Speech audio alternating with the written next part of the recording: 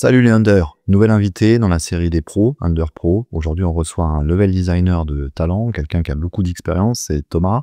Thomas, il est level designer, mais pas que, puisqu'il a aussi été le créateur d'un jeu de plateau tiré de la licence de la série Breaking Bad, la série culte, hein, bien connue. Donc, on va, comme d'habitude, voir un petit peu tout son parcours. Il va répondre à toutes les questions de la communauté, à mes questions. On va s'interroger sur c'est quoi un bon level design, comment ça fonctionne en équipe, quelles sont les erreurs à éviter, est-ce qu'il y a des tips, est-ce qu'il y a des choses à comprendre, comment l'adapter aussi si on est petit créateur, parce que lui, forcément, il a vu des techniques un peu de professionnels, etc. Mais il a aussi un avis sur la question. Il reviendra aussi donc sur tout le déroulé de comment il a créé ce jeu de plateau et quelle est la différence et la connexion entre jeu de plateau et jeux vidéo, s'il y en a une et s'il y a des méthodologies communes ou différentes. Donc, au sommaire, on va, comme d'habitude, parcourir déjà son profil de gamer, voir un petit peu quels sont les jeux auxquels il joue, quels sont les meilleurs jeux de tous les temps pour lui avec toutes les questions classiques. On verra son parcours scolaire, son parcours d'enfance, sa relation avec le jeu vidéo.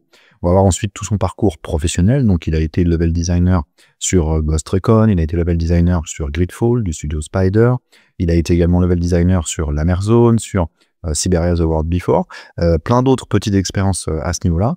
Et ensuite, on fera les classiques questions de la communauté du Discord. Donc, il y en a eu pas mal de questions sur le côté level design. C'est vrai que c'est un pan très important quand on crée des jeux vidéo et que, vous le savez, sur la chaîne, ce qui nous intéresse, c'est de recueillir des pros, des conseils de pros et surtout comment adapter ce que les pros vont nous dire lorsqu'on est solo créateur, petit créateur, amateur, etc.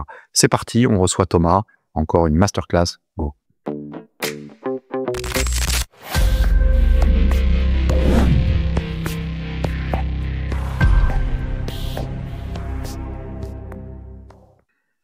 Merci de me recevoir. C'est avec plaisir de passer à la moulinette de tes questions et de celle de ta commu.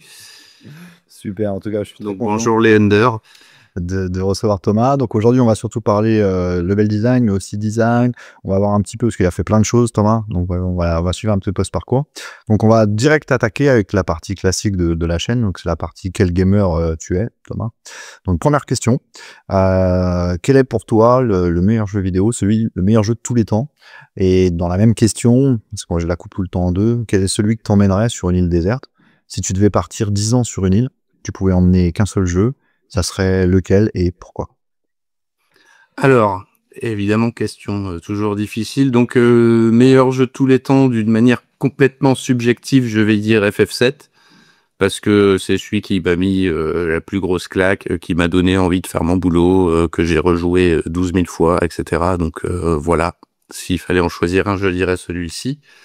Et si je devais partir sur une île déserte, je pense que j'emmènerais Minecraft. Parce que voilà, 10 ans c'est long et je pense que Minecraft c'est un bon jeu qui peut tenir 10 ans, oui. Et en plus, ce ferait le parallèle entre la survie sur l'île déserte et la survie dans Minecraft, ça me donnera des tips. Très bien, parfaite réponse. Troisième question, c'est quoi le dernier jeu qui t'a marqué, qui t'a mis une baffe, que ce soit graphique, que ce soit narrative, que ce soit design, etc. La dernière claque, alors pas besoin que ce soit un jeu récent, parce que souvent les gens se disent merde, quel jeu récent? On s'en fiche, c'est la dernière fois que t'as pris vraiment une tarte d'un point de vue jeu vidéo. Ok, du coup j'avais quand même choisi 2 jeux récents parce que je savais pas jusqu'où j'avais le droit de remonter. Donc j'ai noté Expedition 33 parce que voilà, Expedition 33, je pense qu'il avait une claque à pas mal de monde. Et Silent Hill 2 Remake. Silent Hill 2 Remake parce que j'étais hyper sceptique quand ils l'ont annoncé. Je me suis dit, oh là là, ils vont tout gâcher et tout. Et je trouve qu'il y a des trucs qu'ils ont fait qui sont vraiment très très bien. Notamment, ils ont refait tout le combat. Et ce qu'ils ont fait sur le combat, je trouve ça incroyable. Ils ont rendu ça super nerveux, etc. Et pour le coup, ils se sont éloignés du matériel original, mais pour en faire un truc vraiment bien à ce niveau-là. Et voilà, j'étais assez bluffé. Je me suis dit, j'ai bien fait de pas trop les condamner avant de voir. Super. Bon, c'est cool. Alors, il y a beaucoup de fans de Silent Hill 2 sur le Discord. Donc, je sais que ça va avoir aussi beaucoup de retours, cette réponse. Donc, super. Maintenant, on va parler chronophagie. Donc, vraiment, partie chronométrée, quoi. Ça serait quoi les 3 jeux, ou au maximum 3, sur lesquels tu aurais passé le plus de temps de jeu? Là, on parle vraiment en temps horaire de jeu. Alors, petite dédicace à ceux qui se reconnaîtront d'il y a longtemps. J'ai mis ISS Pro Evolution en premier. Ça date pas d'hier, mais alors la vache, qu'est-ce qu'on l'a poncé celui-là. Avec mes potes, on y jouait tout le temps. En gros, quand on était ado, on se voyait dès qu'on avait une après-midi de libre et on enchaînait les matchs. On s'entraînait comme des oufs. On a même fait des tournois. Enfin, celui-là, on l'a poncé de chez poncé.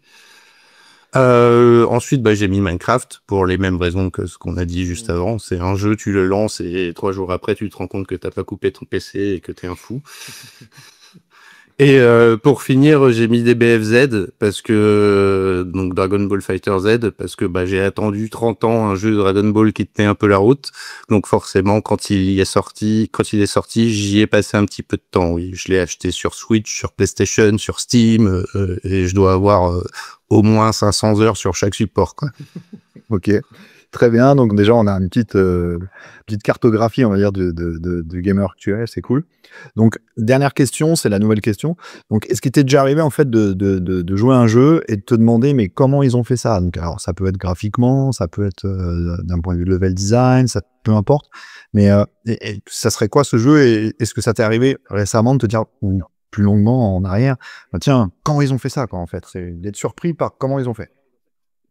Alors, j'ai pas mal cherché la réponse à cette question. Je crois que ça m'arrive souvent, de par notre boulot, tu vois, de quand je joue à un jeu, de me dire tiens comment ils ont fait ça. Mais avec ce niveau d'étonnement et de baffe, assez rarement finalement. Là où je prends régulièrement ce genre de baffe, c'est quand je regarde les sorties hebdomadaires des jeux indés, des trucs comme ça. Et là, par contre, régulièrement, je me dis, attends, mais c'est un mec tout seul qui a fait ça, mais comment il a fait, quoi? C'est pas possible. Et je le dis à ceux qui sont sur ta commu, vous êtes des gros fous.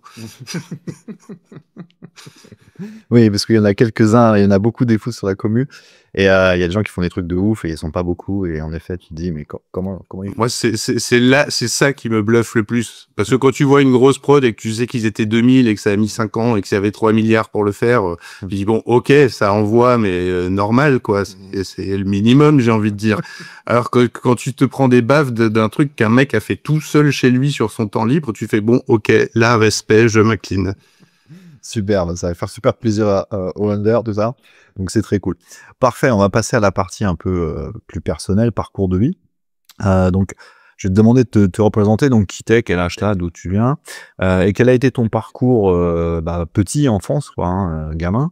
Mais ce qui nous intéresse, c'est surtout la relation du jeu vidéo, tu vois, dans cette enfance. Parce que cette question, à chaque fois que je la pose, j'ai tout le temps des réponses complètement différentes. Je m'aperçois qu'il y a des parents qui ont mis leurs enfants sur leurs genoux devant des FPS. Il y a des parents qui ont enfermé à clé les consoles. Tu vois, il y a plein de types comme ça. Donc la relation du jeu vidéo de l'enfance, elle est vachement intéressante. Donc représente-nous qui tu es, c'est quoi ton taf, quel âge tu as, etc. Je te laisse faire une petite presse un peu tranquille. Donc moi j'ai 43 ans, je viens des Ardennes, donc nord-est de la France. Je sais qu'il y a pas beaucoup de gens qui connaissent en général. Vous suivez la frontière belge de Lille vers Strasbourg et à un moment il y a une pointe qui rentre dans la Belgique et c'est de là que je viens. Alors moi j'ai commencé le jeu vidéo finalement assez tôt avec les Game & Watch.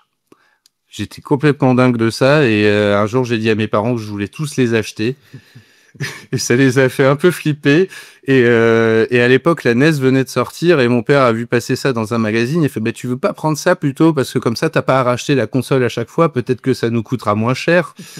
Et du coup, c'est comme ça que j'ai eu la NES. Je pense qu'ils ont regretté plus tard de m'avoir offert une console de jeux vidéo, mais en tout cas, c'est comme ça que j'ai commencé. Donc, à l'époque, Mario, DuckTales et Tortue Ninja, ce jeu de torture d'enfant dégueulasse qui m'a fait pleurer toutes les larmes de mon corps. Derrière, j'ai eu la Mega Drive. Pour moi, c'est une de mes consoles de cœur. J'y ai passé des années sur ma Mega Drive, les Street of Rage, les Sonic, j'en passe. Enfin, il y en a eu tellement. Et puis derrière, du coup, je suis resté très Sony pendant très longtemps, donc PlayStation 1, PlayStation 2, etc., etc. assez déçu en fait à l'époque, à la sortie de la PlayStation 1. J'ai quand même attendu des mois à économiser et tout pour me la payer parce que c'est la console la plus chère qu'on a jamais vue au moment où elle est sortie. Et là, tu commences à jouer à Ridge Racer et Toshinden et tu fais bon, ok, c'est en 3D, mais on se fout un peu de ma gueule quand même. Et il a fallu quand même attendre 1 ou 2 ans pour voir vraiment les premiers vrais bons jeux sortir. Quand il y a eu le premier Resident Evil, j'avais jamais vu un truc comme ça. Derrière, ils ont enchaîné avec Silent Hill, le premier Metal Gear, et évidemment, bah, celui qui a déclenché tout, comme je le disais, c'est Final Fantasy VII. C'est le moment où limite, je me disais, bon, bah, si c'est ça la PlayStation, je vais arrêter de jouer aux jeux vidéo, quoi. Mmh.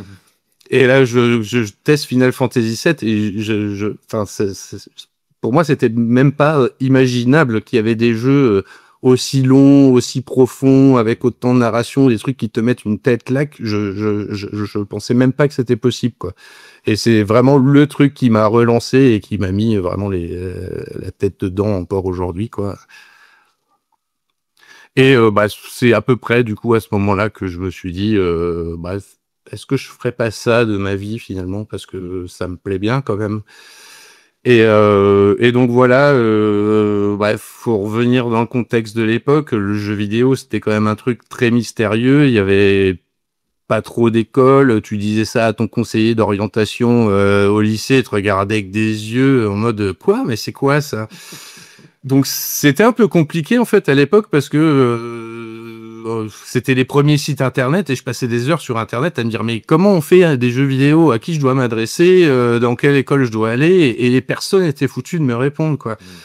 Et du coup j'ai fait des trucs qui s'en approchaient. J'ai fait des formations pour faire des sites web, donc je faisais du Photoshop, du PHP, des trucs comme ça. Comme en plus on avait eu assez tard un ordinateur dans la famille, moi je me suis mis à l'informatique sur le tard, donc ça m'a aussi permis de rattraper une grosse partie de mon retard et de commencer à voir ce que c'était, même si c'était des sites internet à l'époque, de mettre les mains dans le cambouis, de faire un peu de prog, un peu de voilà, de Photoshop, de trucs comme ça.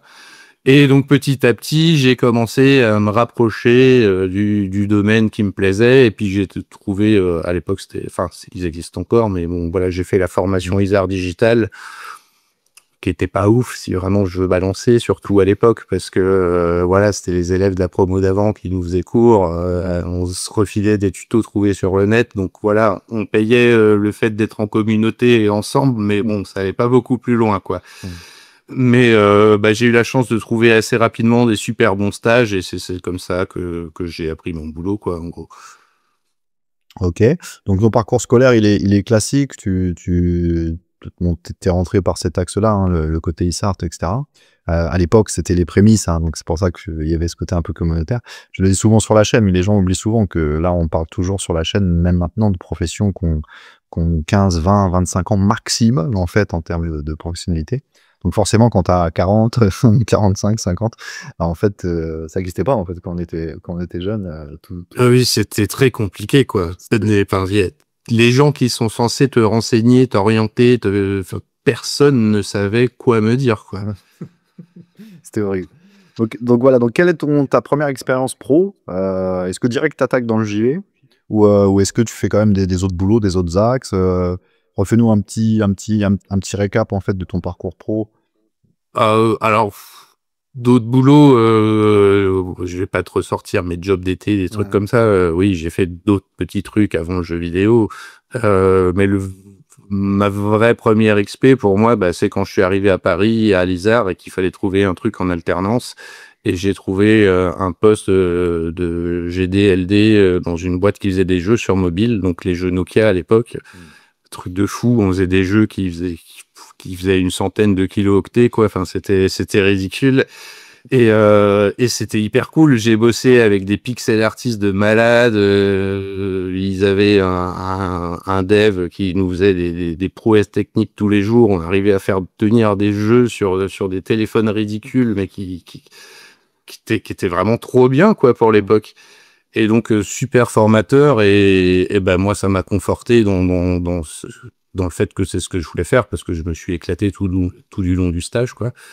Bon après, il y a eu des hauts et des bas forcément. Après ce stage, je retrouvais plus forcément de place, donc j'ai fait 2 ans. Je suis retourné dans le web pendant 2 ans en attendant de retrouver dans le JV. Bon, c'était cool aussi, hein, mais bon, une fois que tu as goûté au JV, c'est un peu dur d'en partir, on va dire. Et après, bah, j'ai eu d'autres opportunités. J'étais pris dans une boîte qui faisait des jeux DS. C'était l'époque de la folie de la DS où t'avais tout et n'importe quoi qui sortait. Je sais plus combien de milliers de jeux il y a eu sur cette console. Et donc, on s'est retrouvé à faire des compiles de mini-jeux pour enfants. C'était assez drôle. Mais bah, du coup, c'était bien dans le sens où on a réussi à shipper une dizaine de jeux en 1 an et demi, quoi. On n'avait pas le temps vraiment de faire de pause et de réfléchir à notre avenir, on va dire. Et après, bah, j'ai enchaîné. J'ai fait quelques free-to-play sur smartphone. J'en ai fait aussi sur Facebook. J'ai bossé à Pretty Simple. Et c'est vers 2015 du coup que ma carrière a un peu, on va dire, shifté parce que j'ai été pris à Spider. C'est là où j'ai commencé à bosser sur des AA. Derrière, il y a eu Ubi. J'ai bossé un peu sur Ghost Recon. Et bah une fois ces XP là passés, Spider, j'y ai passé pas mal de temps quand même. J'ai fait 2 projets là-bas. Et bah après, c'est là où on s'est rencontrés. J'étais pris à Koa Labs, on a bossé sur Siberia. Derrière, j'ai bossé sur la meilleure zone, etc., etc. Ok, super parcours. Donc on voit tout de suite qu'il y a aussi une corrélation chez toi entre design et level design. Donc on y reviendra après sur la partie un peu métier, etc. Donc toi aujourd'hui, comment t'expliquerais ton métier? Ok. Donc moi la formule magique que je donne, c'est si je mets dans la même pièce avec toi un gamin de 6 ans et une grand-mère de 90, tu vois, et que tu dois leur expliquer en même temps c'est quoi ton métier. Comment tu leur expliques ça? Comment tu le dis? En sachant que toi, tu as un peu la double casquette. Donc, qu'est-ce que tu dirais? Alors, c'est vrai que je fais cette parenthèse. C'est vrai que la dissociation game design, level design, je pense aussi, c'est un truc qui est arrivé dans le temps aussi, tu vois, de la professionnalisation du JV. Donc, peut-être que toi aussi, tu as suivi un peu tu vois, cet éclatement, je dirais, des choses. Parce que je pense que quelques années en arrière, il y avait des designers, voilà. Et que petit à petit, il y a eu des game designers, il y a eu des level designers. Maintenant, on a carrément voilà, un petit peu partout, des technical designers, on a des combat designers, on a voilà, des designers qui se spécialisent de plus en plus. Donc, comment t'expliquerais à cette grand-mère de 90 ans et à cet enfant de 6 ans en même temps, c'est quoi ton métier en fait? Enfin, si je devais expliquer ça à ma grand-mère, ce serait compliqué, hein. Bah, en gros, je vais commencer par une phrase qui revient souvent là, pour parler du métier de level designer. Bah, on va avoir tout un tas de corps de métier. Les animateurs vont faire des animations, les game designers, ils vont réfléchir aux règles du jeu et aux features, c'est-à-dire bah voilà tous les éléments d'interaction que va avoir le joueur disponible, qui vont être disponibles pour le joueur dans le jeu. Tu vas recevoir des graphismes de l'équipe enviro ou des persos, etc. Et en fait, bah, toi, tu reçois un peu les briques de tout le monde en tant que level designer.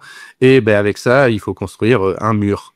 C'est-à-dire construire le jeu avec toutes les briques que tu reçois de tout le monde.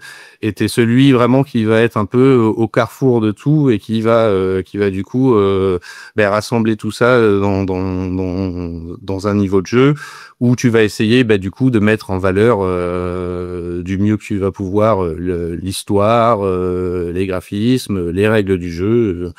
C'est celui qui va voilà prendre un peu les éléments dispatchés de tout le monde et essayer d'en faire un tout cohérent et cool et de mettre en valeur aussi le travail des autres, quoi. Ah, super. Alors, c'est très très bien l'approche que tu as pris. Pourquoi? Parce que moi, j'ai remarqué depuis que je fais le podcast que entre ce que les gens extérieurs aux jeux vidéo pensent d'une profession et ce qu'elle est en vrai, en fait. Tu vois, il y a un énorme fossé. Voilà, il y a un énorme fossé. L'exemple que je prends tout le temps, c'est celui du QA. Tu vois, les gens disent toujours, ouais, mais un QA testeur, oh, putain, la chance, le mec, il joue aux jeux vidéo toute la journée. Alors qu'on sait, quand on est dans le JV, que en fait, le QA testeur, c'est pas du tout ça qu'il fait de toute sa journée. À ce niveau-là. Et le level design, je pense que ça fait partie aussi beaucoup de ça. C'est-à-dire qu'en fait, les gens pensent que le level designer, c'est juste le gars qui imagine le niveau, alors qu'en fait, c'est 5 à 10% en fait de ton travail, parce qu'après, tu vas utiliser tous les outils, tout ce que les autres te donnent, comme tu l'as parfaitement expliqué, pour pour fabriquer. Donc tu vas être à la fois dans le moteur, tu vas être à la fois certaines fois sur des parties même de dev, sur du tooling, tu vas aller taper de l'anime, tu vas aller bidouiller de l'anime, tu vas aller un petit peu bidouiller un petit peu tout, mais dédié au niveau en fait, au level design. Donc explique-nous. Alors je sais que c'est dur de dire une journée type, c'est quoi? Parce qu'en fait, quel que soit le travail, tu peux pas dire en une journée je fais mon travail. Voilà. Parce que ça va prendre des semaines, des mois, des fois il y a des trucs que tu vas faire pendant une semaine. Mais en gros, si tu simplifiais l'explication et que tu mettais tout ton travail dans une journée, ça serait quoi une journée type, toi, de ton travail?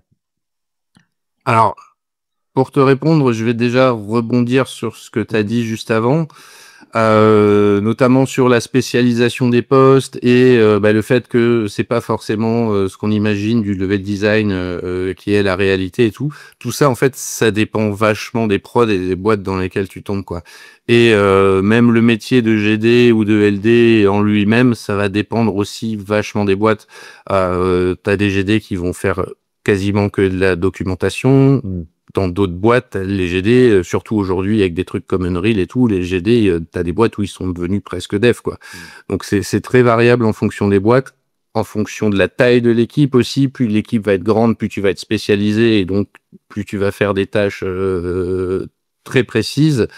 Par contre, si c'est une plus petite équipe, là, va falloir être plutôt multicasquette. Moi, c'est plutôt ça que j'aime bien, toucher un peu à tout. C'est pour ça que d'écrire une journée type, c'est un peu dur. Mais une journée type, en gros, je vais dire que ça commence. Moi, souvent, je le commence comme ça. C'est, je lance le moteur, je lance mon niveau déjà. Tu vas jeter un œil aussi sur le logiciel de suivi de tâches, voir si tu as des trucs qui sont pas tombés en prio pendant la nuit de je ne sais où, etc. Parce que bon, ça arrive toujours. Et moi, j'aime bien commencer ma journée quand même en lançant le jeu, tout simplement en lançant le niveau pour me remettre dans le bain, voir où je m'étais arrêté la veille et puis ce qu'il me reste à faire, etc. Je pense que c'est un des postes où on teste le plus, en fait, LD. Effectivement, comme tu disais sur les QA, ça veut pas dire qu'on joue aux jeux vidéo toute la journée parce que tester, c'est pas que ça, c'est même plus du tout ça au bout d'un moment. Quand ça fait 1000 jours que tu travailles sur le même jeu et que tu le lances tous les jours, à la fin, bon, c'est plus vraiment un jeu, quoi. Tu vois plus le code de Matrix qu'autre chose, quoi. Est-ce que ça répond à ta question? J'en suis pas tout à fait sûr, mais j'ai fait au mieux. Non, mais c'est sûr que c'est pas facile parce que comme tu l'as dit, ça dépend aussi beaucoup du contexte, etc. Mais je pense que le truc sur lequel on peut insister, parce que je connais bien mes viewers, c'est que en effet, les gens souvent ils ont des idées, des images, et en fait ça va beaucoup dépendre de la structure, des choix qui ont été faits, et qu'en fait un level designer il va pas que forcément dans son ADN juste imaginer un niveau, tu vois, parce qu'il y a beaucoup de gens qui pensent que dans le GV c'est beaucoup les idées en fait. Tu vois. Donc c'est vrai que c'est beaucoup d'idées, mais il y a aussi beaucoup de petites mains qui fabriquent, qui bidouillent et tout. Et c'est vrai que tout ça, c'est une partie qui est un peu, mal expliquée. En tout cas. Il y a une mauvaise communication en tout cas sur cette partie. Donc qu'est-ce que ça? T'as des moments où tu peux être force de proposition. Et effectivement, ne serait-ce que le moment, comme tu l'as dit, qui est finalement assez court, mais qui est quand même présent, c'est le moment où tu dois imaginer l'architecture de ton niveau. Ça fait partie des moments où tu as effectivement un peu de création. Pareil, quand t'as des moments où l'équipe se réunit un peu pour brainstormer, pour voir alors qu'est-ce qu'on pourrait améliorer dans le jeu, ou même en début de projet, pendant la pré-prod et tout, t'as des moments où tu peux proposer des idées. Mais c'est vrai que quand t'es lancé tête baissée dans la prod, c'est pas vraiment ça qui ressort au quotidien, quoi. C'est plutôt il faut que ça marche, il faut que ça marche, il faut que ça marche. Il faut dépiler, faut dépiler des niveaux, faut dépiler des features, et t'étais vraiment dans de la mise en place, oui, qui est plus technique qu'autre chose. Ok, donc alors je vais te poser la première question de challenge de l'interview. C'est, imagine, tu es dans un projet. Dans ce projet, en fait, tu vas avoir deux possibilités. Soit on va dire, écoute, dans le niveau, là, on veut vraiment, par exemple, que le joueur il soit stressé. Débrouille-toi, fais le niveau qui correspond à ça. Est-ce que tu préfères ce truc-là, ou toi, tu vas préférer plutôt te dire, non, tiens, voilà le doc. Là, il y a tout dans le doc à la seconde près de ce qui va se passer. Et tu vas devoir fabriquer le niveau exactement à la seconde près, comme c'est indiqué dans le doc. toi, tu serais plus pour l'un, pour l'autre. Alors, je parle d'un ressenti, hein, il n'y a pas de bonne ou de mauvaise méthode, mais qu'est-ce qui te fait le plus plaisir dans ces deux approches? Et est-ce qu'il y a vraiment ces deux types d'approches ou est-ce que je suis complètement à l'ouest? Il y a les deux types d'approches et bon, je pense qu'en posant la question, tu sais déjà quelle réponse je vais te donner. Et évidemment, plus t'as de liberté, mieux c'est quoi. Donc plus t'as de marge pour t'éclater. Donc forcément, je vais te répondre la une. Je préfère qu'on me donne des intentions et que j'essaye d'en faire quelque chose quoi. Surtout. En plus, quand tu commences à avoir de l'XP et tout, tu gagnes en autonomie, donc t'as plus forcément envie qu'on te tienne la main pas par pas en te disant on va faire ça, on va faire ça, on va faire ça, quoi. Enfin, donc oui, réponse 1, Jean-Pierre. Très bien, parfait. Donc, qu'est-ce que tu dirais, quelles seraient pour toi les compétences, les outils indispensables, le mindset nécessaire pour être un level designer déjà qui travaille bien et après qui est bon? Ça serait quoi les outils indispensables pour faire ton métier? Ça c'est compliqué. Alors, outils, toi tu parles en termes de logiciels, des choses comme ça ou Non, pas forcément. Ce serait plutôt, je sais pas, des techniques, des façons de penser, tu vois, des soft skills, tu vois. Par exemple, quelqu'un au marketing qui sait pas parler ou qui sait pas communiquer, bah forcément, s'il a pas ce mindset-là, il va pas y arriver, tu vois. Mais dans le level design, ce serait quoi les choses indispensables?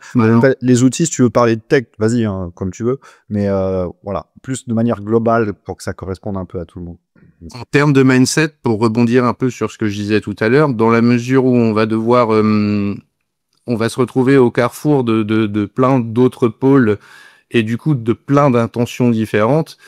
T'as les GD qui vont vouloir que ce soit fait comme ça, mais les graphistes, eux, ils voyaient plutôt le truc comme ça. Finalement, les animateurs, ils vont galérer à faire ça, donc on fera avec ce qu'ils arrivent bien de faire. Et toi, t'es au milieu de tous ces gens.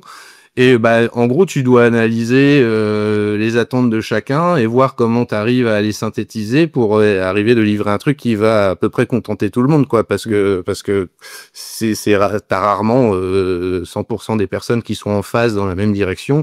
Et toi, comme tu te retrouves au milieu de tout ça, ben c'est à toi d'absorber un peu les demandes de tout le monde et de dire comment je retranscris ça en un tout, qui, comme je disais, qui est cohérent et qui va répondre un peu aux guidelines principales de tout le monde. Donc il y a déjà ce truc-là qui est important. Après ça, c'est si t'es dans une grosse équipe. Si tu bosses tout seul, forcément, t'as pas forcément cette problématique-là. Du coup, t'as aussi le côté débrouille parce que t'es souvent face à la situation où bah c'est toi le level designer, donc quand le niveau il marche pas, c'est toi qu'on vient voir, alors que ça peut venir des devs ou ça peut venir de l'animation, ça peut venir de plein de choses. Donc c'est toi qu'on va venir voir parce que c'est ton niveau et donc ça va être à toi d'aller faire de l'archéologie pour retrouver ce qui marche pas, pour voir comment tu peux le corriger toi-même ou sinon il va falloir aller voir d'autres gens, etc., etc. Donc, tu as aussi ce côté relais de l'information et voilà, t'es un peu le garant aussi de ton niveau. C'est ça qu'il faut avoir en tête, c'est que tout le monde attend de pouvoir tester le niveau à un instant T pour le montrer à un client, pour juste faire des reviews ou des choses comme ça. Si le niveau, au moment où il est testé, il marche pas, c'est toi qu'on vient voir, quoi. C'est ta responsabilité. Super. Alors, je fais une micro question de challenge. Après, on fera une petite embardée sur Breaking Bad. Mais micro question de challenge. Aujourd'hui, il y a de plus en plus de youtubeurs, de testeurs de jeux, de gens qui analysent les jeux post-release, hein, forcément. Et aujourd'hui, ils ont de plus en plus des analyses très pointues en design, en level design et tout, etc. Donc, ma première question, c'est est-ce que déjà, quand tous ces gens-là, je mélange tout, hein, la presse, les youtubeurs, les influenceurs, j'y vais, quand ils décortiquent un niveau, moi j'ai deux questions. C'est est-ce que déjà c'est quelque chose que toi tu regardes, tu vois, ou est-ce que les level designers en général, tu penses qu'ils sont quand même attentifs à ce que vont dire les gens sur le level design du jeu, et est-ce que en fait l'analyse que va avoir un youtubeur spécialisé JV et tout, pour toi elle te semble en fait solide?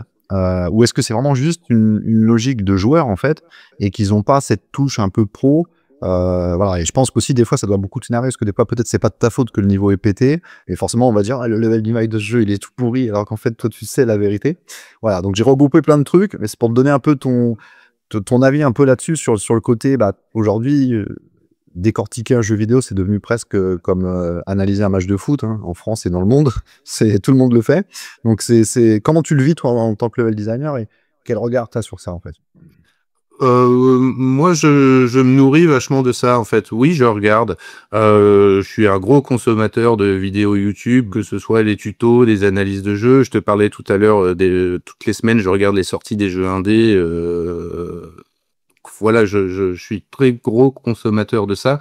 Je trouve d'ailleurs que quand au sein des boîtes, eh ben, on n'a pas assez de retours, en fait, je trouve. Quand il y a des playtests organisés, tu vas avoir une équipe de 40 personnes, au final, t'en as 2 qui vont aller au playtest et qui vont avoir un peu le petit carnet secret de ce qui s'est dit au playtest. Bah, en fait, non, les gars, on aimerait bien savoir, quoi. On aimerait bien voir les vidéos et voir ce que les gens, ils ont à dire sur nos niveaux, quoi. Et non, moi, je me nourris de ça. Effectivement, t'as de plus en plus de trucs pointus. Bah, c'est parce que, voilà, c'est un peu le truc global de la communauté. Elle est de plus en plus compétente et autonome et voilà, ça va aussi dans le fait de cette émergence de tous les indés, etc. T'as de plus en plus de gens qui sont hyper carrés. Plus, ben, on a de plus en plus accès justement à toutes ces infos. Donc voilà, c'est en gros pour moi c'est la communauté en général qui monte en compétences. Et bah si tu veux pas les écouter, ça veut dire que tu vas pas monter en compétence avec eux et c'est complètement débile, je pense. Ouais, carrément, bon, super. Alors on va faire une petite embardée, Breaking Bad parce que, bah, il est sur la table là, je le vois derrière. Ah oui, je me suis dit tant qu'à faire. Voilà, bah, oui, il faut on va en parler, il y a pas de souci parce que c'est super cool. Donc toi en fait, tu as eu une petite, comment on va dire ça? Un petit adultère avec le JV, donc tu es parti sur le côté, jeu de plateau. Alors tu vas nous expliquer ce que c'est. Donc explique-nous un peu ton aventure au Breaking Bad, parce que déjà on se dit: «Merde, le mec il a tapé la licence de Breaking Bad, comment c'est possible et tout?» Donc raconte-nous un peu ce projet Breaking Bad. Tu as réussi à fabriquer un jeu de plateau avec, la licence Breaking Bad, qui est vendu, qui est distribué et tout. Voilà, raconte-nous un peu cette histoire, ça nous intéresse et ça va intéresser, je pense, beaucoup les viewers. Ouais, du coup, comme on en a déjà plus ou moins parlé à demi-mot, bah voilà, dans une carrière de jeux vidéo, moi ça fait 20 ans que je fais ça, t'as des hauts, t'as des bas, t'as évidemment des fois des périodes de creux, quand t'es dans un studio qui se casse la gueule, tu vas pas retrouver du boulot le lendemain, des fois il peut se passer des semaines, voire des mois, quoi. Voilà, je me suis dit à un moment, ce serait bien que je m'occupe en faisant des projets de mon côté. Alors j'ai fait des petits projets de jeux, j'ai des protos qui sont plus ou moins cool que j'ai fait sur, des trucs qui remontent même des fois à des années, tu vois. Arrivé une période, je m'étais mis pas mal avec ma bande de potes, on s'était mis pas mal aux jeux de société et un été, on était partis en vacances ensemble et on a passé littéralement nos vacances à jouer à des jeux de société toute la journée. Et c'était du coup fin août 2013, je crois, et la dernière saison de Breaking Bad sortait à ce moment-là. Donc en plus on était entre fans de la série aussi, donc on s'est dit bah tiens on va faire une pause entre deux parties pour regarder le premier épisode de la nouvelle saison quoi. Et on regarde le premier épisode, évidemment comme tous ceux qui étaient avant, il était trop bien. Et du coup on reste scotché devant et tout, puis on se remet à jouer et puis en fait on a du mal à lancer la partie parce qu'on est encore dans l'épisode et dans l'ambiance Breaking Bad. Et là on se regarde tous comme ça, on fait putain mais ce serait trop bien un jeu de société Breaking Bad quand même. Et, euh, et en vrai, je pense que l'idée, elle n'a pas dû trotter plus longtemps que la soirée. Et le lendemain, je me suis levé et j'avais un de mes potes qui venait du JV aussi et qui avait participé avec moi sur quelques petits protos de jeux qu'on avait pu faire, etc. Et je vais le voir, je fais, bon, j'ai réfléchi cette nuit, on le fait. Hein. Franchement, on le fait. On connaît la série par cœur. Si nous on le fait pas, je sais pas qui va le faire, quoi. Et on s'est lancé comme ça. Bon, après c'est un marathon hein, parce que voilà, on a eu l'idée à l'été 2013, le contrat je le signe à l'été 2015 et le jeu il sort au printemps 2018, tu vois. Donc ouais, ça va pas si vite que ça quand même. Hein. Et donc voilà, c'est une expérience intéressante. Alors, il y avait plusieurs questions d'ailleurs qui avaient été posées sur là-dessus, donc je peux peut-être y répondre maintenant, comme ça c'est fait et on clôt ce chapitre. Le début de la prod, c'est assez proche finalement de faire le game design d'un jeu vidéo ou de faire le game design d'un jeu de société. Sur les premières heures, on va dire, c'est assez proche parce que tu dis, mon matériau c'est ça. Donc là, en l'occurrence, c'est la série Breaking Bad.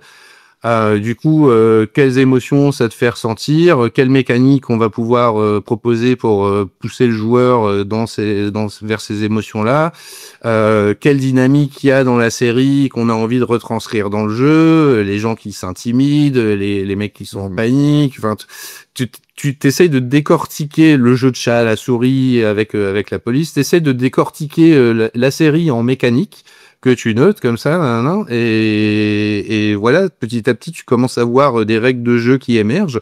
Et ça, je pense que du coup, c'est un truc que tu peux faire tout autant en jeu de société qu'en jeu vidéo. Par contre, là où la vraie différence, elle commence à se poser, c'est au niveau du jeu en lui-même, de tester le jeu. Le jeu vidéo, entre le moment où tu as une idée et le moment où tu as une première version jouable, même si aujourd'hui il y a beaucoup les first playable, des trucs comme ça, mais il se passe quand même plusieurs semaines avant de pouvoir commencer à tester un truc.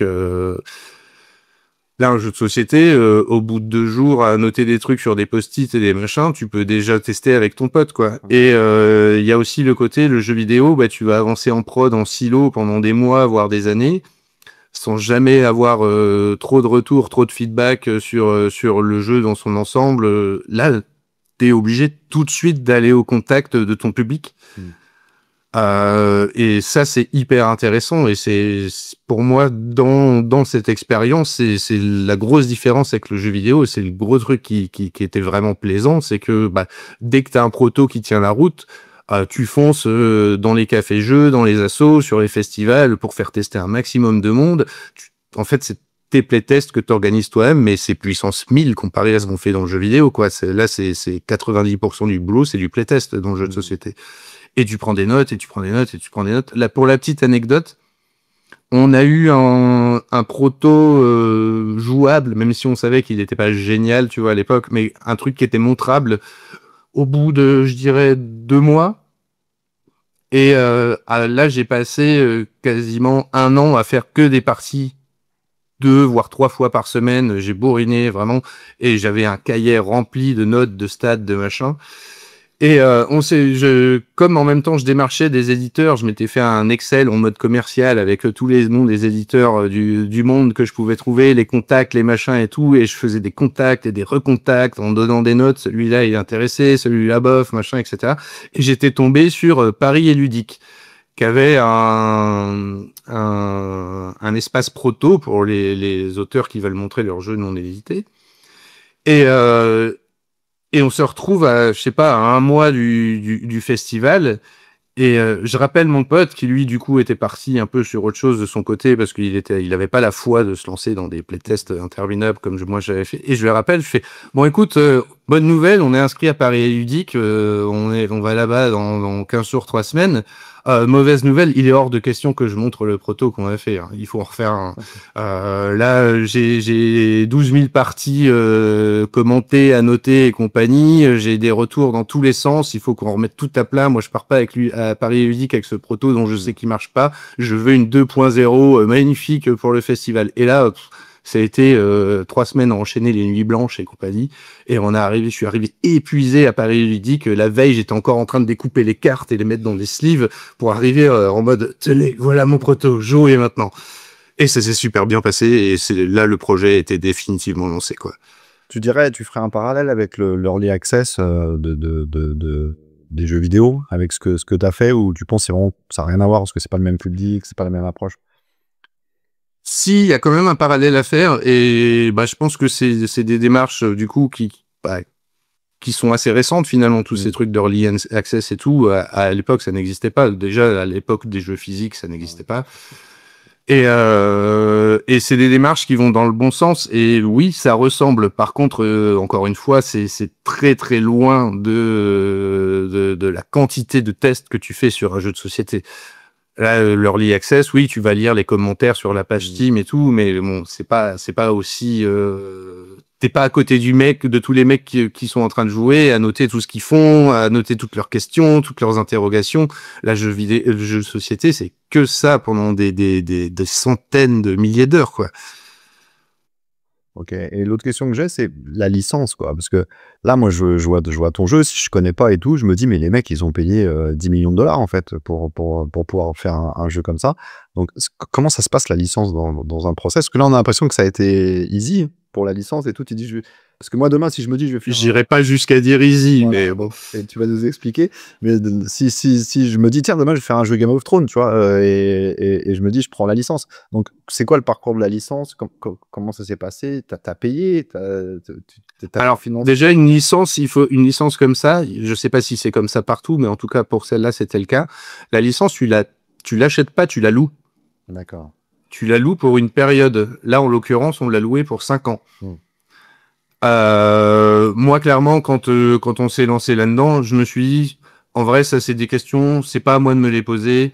Le moment venu, je trouverai un éditeur et il se démerdera avec ça. De toute façon, moi, le jeu, tant que je le vends pas, Oui. je peux y mettre la licence que je veux, ça dérangera personne. Donc, je suis vraiment parti en mode pirate complet à ce niveau-là. Et voilà, comme je t'ai dit, j'ai passé des mois à démarcher des éditeurs. J'avais déjà en tête quelques noms parce que c'est pas tous les éditeurs qui peuvent s'offrir une licence pareille. Et moi, ceux que je visais au-dessus de tous les autres, c'était Edge parce que bon, ils ont fait des jeux Star Wars, Game of Thrones et Seigneur des Anneaux. S'il y avait un éditeur en plus qui était présent en France, qui avait les reins assez solides pour ça, c'était eux. Et c'est eux que j'ai le plus bourriné. En plus, ils ont eu une réponse très, très intéressée dès le début.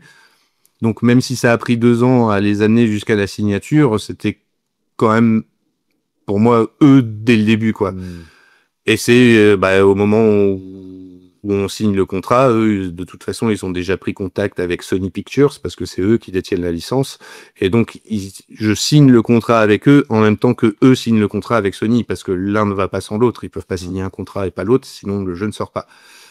Là où c'est très chiant, par contre, c'est que derrière, t'as des équipes d'avocats qui te review chaque version du jeu et qui trouvent toujours la petite bête. Ah là, t'as utilisé le mot dealer, ça va pas. Ah là, tu parles de maître, c'est pas correct. Bah oui, mais c'est Breaking Bad. Si on parle pas de maître, qu'est-ce qu'on raconte, quoi? Et pareil sur les droits d'image, il y a des persos qu'on a dû virer parce qu'ils avaient pas les mêmes contrats de droits d'image que les autres. C'était des guest stars et donc finalement on n'a pas eu le droit de les mettre. Il y a même un moment délirant où ils sont arrivés avec un style guide. Je sais pas si t'as déjà vu ces trucs-là. C'est souvent quand tu bosses sur des licences, l'éditeur qui détient la licence, il va te sortir un PDF avec 3 photos et dire ben voilà, ça c'est les photos que tu as le droit d'utiliser. Il fait bah non, en fait, je vais pas faire un jeu vidéo ou un jeu de société avec 3 photos, quoi. Enfin, tu délires. Mais bon, t'as vraiment ce genre de négociation délirante, quoi, par moment. Et donc c'est plus là que ça a été compliqué, et c'est pour ça que entre la signature en 2015, il s'est passé quasiment 3 ans pour que le jeu sorte. Ça, plus d'autres choses, Edge a été racheté par Asmodée, donc ça a mis la prod à l'arrêt, voire ça, elle a failli être annulée. Je salue un mec qui s'appelle Christian Peterson, qui bossait sur à Fantasy Flight Game aux États-Unis. Je ne l'ai jamais rencontré de ma vie, mais apparemment le mec s'est battu bec et ongle avec la direction américaine d'Asmodée pour que Breaking Bad ne soit pas kill. Donc merci à lui, c'est grâce à lui si le jeu est sorti au final. Bon, cool, super. Alors, attends, c'est quoi, on va repartir sur les questions normales de la commu. Et si on en retombe sur une qui est un peu en relation avec Breaking Bad, on répondra, c'est pas grave, etc. Parce que je trouve que c'est vachement intéressant, etc. Et aujourd'hui, juste pour conclure sur cette partie un peu externe, aujourd'hui le jeu il est toujours en vente, les gens peuvent toujours l'acheter, ou pas trop. En fait, ça a été justement ce truc de 5 ans. Est-ce que ça a été un succès? Est-ce que tu en as vendu beaucoup? Est-ce que tu es devenu multimillionnaire grâce à Breaking Bad, le jeu de plateau? Je troll, hein, bien sûr. Non, pas. Non, je ne suis pas devenu multimillionnaire, clairement pas.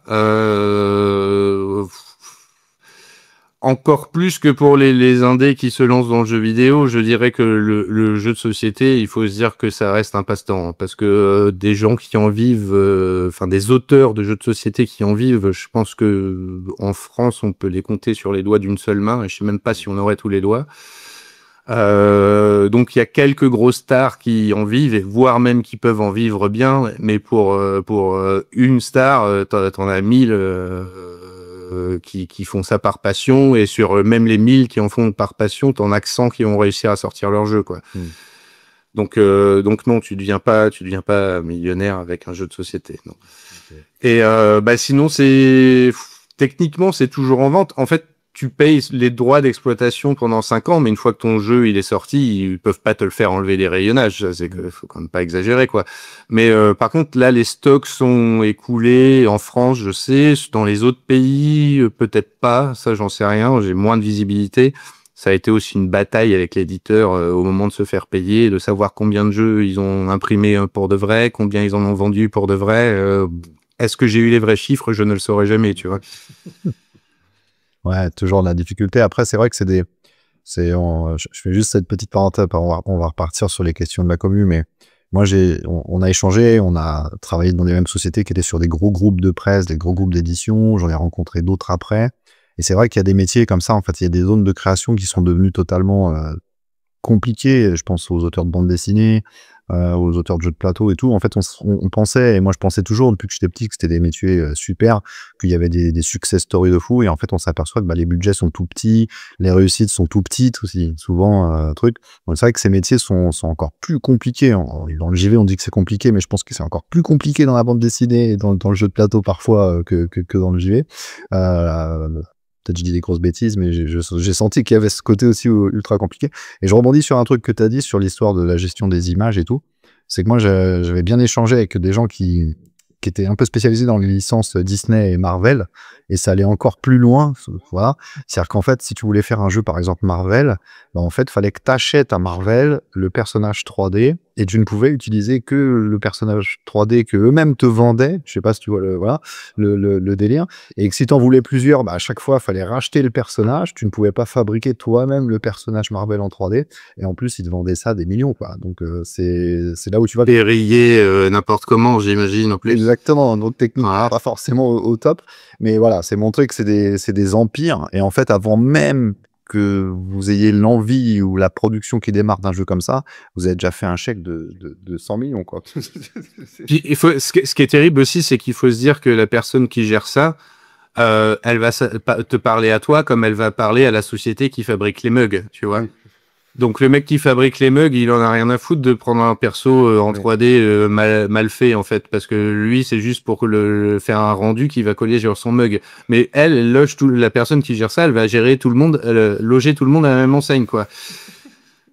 Donc ouais, des fois tu dis, enfin oui, tu tombes sur des discussions, des échanges qui t'as l'impression que ça n'a vraiment aucun sens, mais parce que la personne juste avant toi, elle parlait avec un gars qui faisait des t-shirts, et lui il était très content de ce qu'on lui proposait, quoi. Enfin voilà.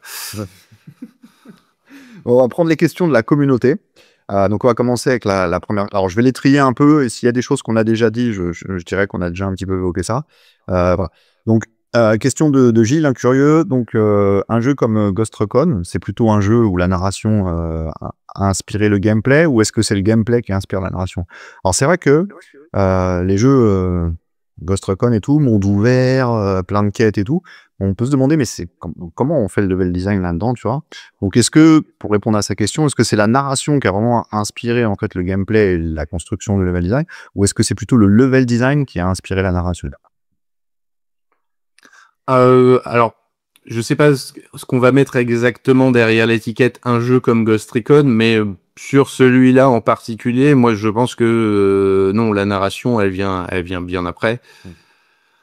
C'est presque, j'exagère, mais pour moi c'est presque une couche qu'ils vont rajouter à un moment donné de la prod, quoi. Mais enfin, sur un jeu de cette ampleur, en plus à Ubi, où on sait qu'ils ont des recettes et des manières de fonctionner très cadrées, on va dire.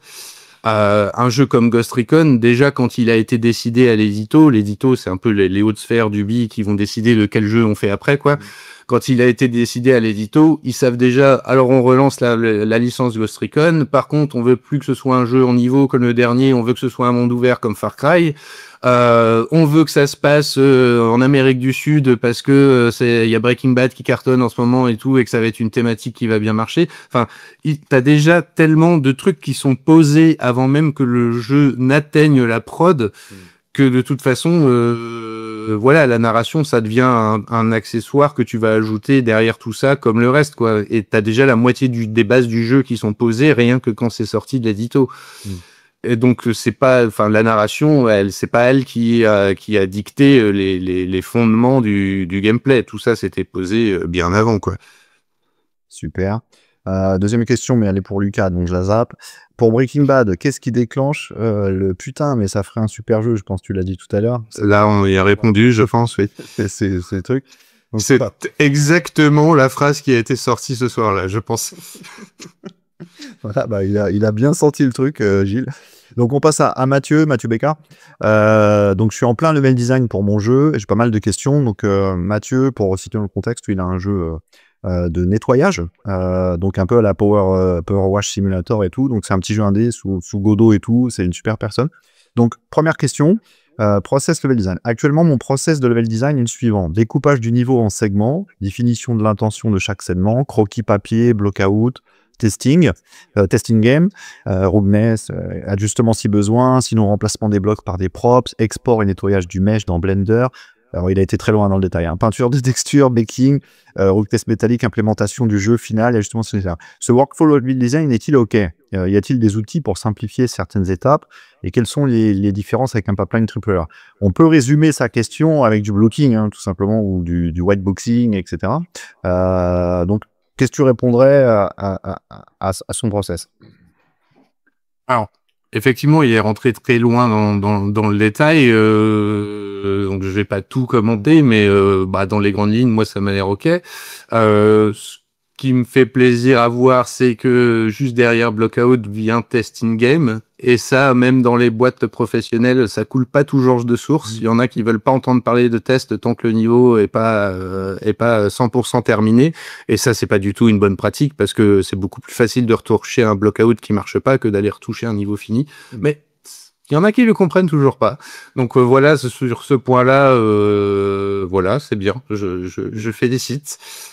Des outils pour simplifier, je crois qu'il repose un peu la même question en dessous, donc peut-être qu'on y reviendra. Pour moi, les différences avec un pipeline AAA, parce que je trouve que ça c'est intéressant aussi, et ça rejoint un peu ce qu'on disait tout à l'heure, c'est que voilà, là tu vois dans les tâches qui sont listées, enfin il fait même de l'enviro et tout. Forcément, dans une boîte où quand tu bosses sur un AAA, tu vas pas toucher aux textures ou quoi que ce soit dans ton niveau. C'est pas ton boulot. Et plus la prod va être grosse, plus ton boulot va se spécialiser et plus tu vas intervenir sur une petite partie. J'ai presque envie de dire, en exagérant, que un gros AAA, pour chaque point qu'il a mis, il va y avoir un corps de métier, quoi. Okay, j'extrapole, mais non, c'est presque pas. C'est presque pas. Même des fois des équipes entières. Donc, collaboration avec d'autres artistes. Comment bien communiquer avec les artistes impliqués, 3D, environnement, lighting, pour s'assurer qu'ils respectent les contraintes techniques de la prod, éviter les modèles à 1 million de polygones, limiter les textures à 4K, et ainsi éviter d'alourdir le travail des programmeurs chargés d'optimiser, profiling, occlusion, calling, load, etc. Comment aborder le level design pour faciliter l'intégration d'éventuels scripts qui arriveraient en aval? Donc il y a deux questions dans une. Donc première question, comment bien communiquer avec les artistes impliqués? Tu en as un petit peu parlé tout à l'heure, mais on sait que c'est un point clé aussi du métier. Et comment aborder le level design pour faciliter le fait que il y a des intégrations futures? Alors il a dit script, mais on pourrait dire tout un tas de trucs. Ouais, je sais pas ce qu'on entend, ce que est caché derrière script. Donc je vais peut-être tâtonner sur celle-là, on va dire. Mais déjà, il a moitié répondu à sa première question dans l'énoncé. C'est la seule solution, c'est de bien communiquer. Pour moi, il y a plusieurs choses. Déjà, je vais rebondir sur une des vidéos que Mathieu, je crois, avait postée et que j'ai trouvé assez intéressante, et j'étais assez d'accord sur ce point-là. C'est que quand tu fais un LD, ça va être du block-out. Les gens vont tester ton block-out. Bah, du coup, je vais pas dire le minimum, mais un truc bien, c'est pas juste dire je fais une salle avec des formes géométriques et les artistes verront derrière. C'est bien que les intentions vraiment de ton design elles soient comprises, que quand tu fais une pièce, on sait si c'est une cuisine, on sait si c'est un entrepôt, on sait si c'est un truc. Donc, plus tu vas faire un habillage qui est parlant et qui aide les gens à se projeter, déjà, plus tu vas leur donner d'indices et d'informations sur comment l'habiller derrière. Donc, pour moi, c'est déjà un premier élément de réponse. Plus ton block-out, il va être parlant, plus il va bien représenter ce que tu avais en tête, plus ce sera facile derrière de passer l'information aux gens. C'est un premier truc. Derrière, pour tout ce qui est contraintes techniques, bah, s'il y a des guidelines et que tu es au courant des guidelines avant que les artistes commencent, bah, la moindre des choses, c'est d'avoir un doc où tu les listes. Et quand tu fais le kick-off du niveau à l'artiste, c'est-à-dire que tu vas pas juste lui filer le doc et lui filer le block-out et lui dire débrouille-toi, tu vas lui faire un brief quand même. Tu vas jouer au niveau devant lui, tu vas lui dire ben voilà, là l'intention c'était ça, j'aimerais que tu insistes sur ce truc-là, là j'aimerais que tu me l'éclaires parce que je veux que le joueur soit attiré par là-bas. Enfin, tu vas avoir tout un tas d'infos à lui passer comme ça que tu vas à la fois mettre dans un doc et que tu vas lui communiquer à l'oral pour voir que tout est bien compris, que s'il y a des trucs qui vont pas être faisables ou quoi, qui puisse te le dire tout de suite.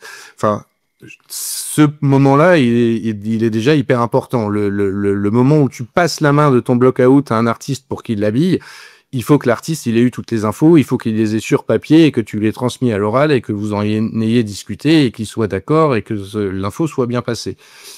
Après, derrière, bah forcément, tu as toujours des erreurs, tu as toujours des gens qui suivent pas les consignes. Enfin, ça arrive dans tous les métiers, machin. Bah derrière, du coup, faut faire de la review. Faut pas hésiter aussi à dire, bah là, tu as fait 1 million de polygones sur ce mesh alors qu'on avait dit que c'était moins de 100 000 pour tout le niveau. Bah là, du coup, ce mesh, tu vas me le retake parce que c'est pas possible, quoi. Faut essayer aussi justement de communiquer après coup, faire des feedbacks plutôt que d'essayer de tout corriger soi-même dans son coin, parce que sinon la personne elle va jamais être au courant des erreurs qu'elle a faites et elle va te les refaire à la fois d'après, quoi. Super. Au passage, je fais une petite astérix pour tous les gens qui se demanderaient c'est quoi blocking, c'est quoi whiteboxing, etc. C'est juste de fabriquer le niveau dans une version simplifiée. Donc, si on donnait un exemple tout con, c'est tu fais ton niveau comme dans Minecraft, en fait. Voilà. En gros, je le simplifie à l'extrême. Mais si tu fais tout ton niveau avec des cubes, bah, tu as une version blocking de ton niveau. Alors, bien sûr, les blocs, ça peut être des triangles, des rectangles, des formes un peu plus poussées, mais c'est des formes ultra simples pour justement pas enclencher le travail de la 3D, des environs et tout, avant que le niveau et son gameplay soit validé. Je referme le petit astérix. Donc, quand il dit sur les scripts... Ouais. Là, ce que je dirais, c'est que il faut essayer au maximum de factoriser les choses, en fait. C'est-à-dire que si tu poses 100 portes dans ton niveau et que tu sais que le script de porte il va évoluer avec le temps, essaye de faire un préfab de porte et de balancer des instances de ton préfab de porte dans le niveau, et le jour où le script il va évoluer, tu feras évoluer le préfab et ça va changer directement toutes les instances. Si tu as posé les portes et que tu les as faites from scratch porte par porte, le jour où tu vas devoir retake le script de porte, tu vas devoir le faire 100 fois. Et voilà, si j'ai bien compris la question, je dirais que c'est le truc principal à garder en tête, c'est il faut factoriser au maximum, parce qu'un niveau, tu te retrouves vite avec 1000 occurrences d'un objet, et si cet objet, tu veux le modifier, tu veux pas le modifier 1000 fois, quoi. Super. Alors, création vs achat. Donc, je pense que là, cette question, elle est un peu hors contexte peut-être pour toi, parce que vous placez le curseur entre création et achat d'assets. Dans quel cas vaut-il mieux acheter plutôt que créer? On va la mettre de côté, cette question, parce que je pense que voilà, tu auras plutôt un avis perso qu'un avis voilà, de personne. Voilà. Donc, do et don't do. Quelles sont les meilleures pratiques en level design et les erreurs de débutants à absolument éviter? Wow, c'est dur. C'est dur. En plus, ça dépend vachement du type de jeu, quoi. C'est dur parce que t'en fais plus, toi. Donc...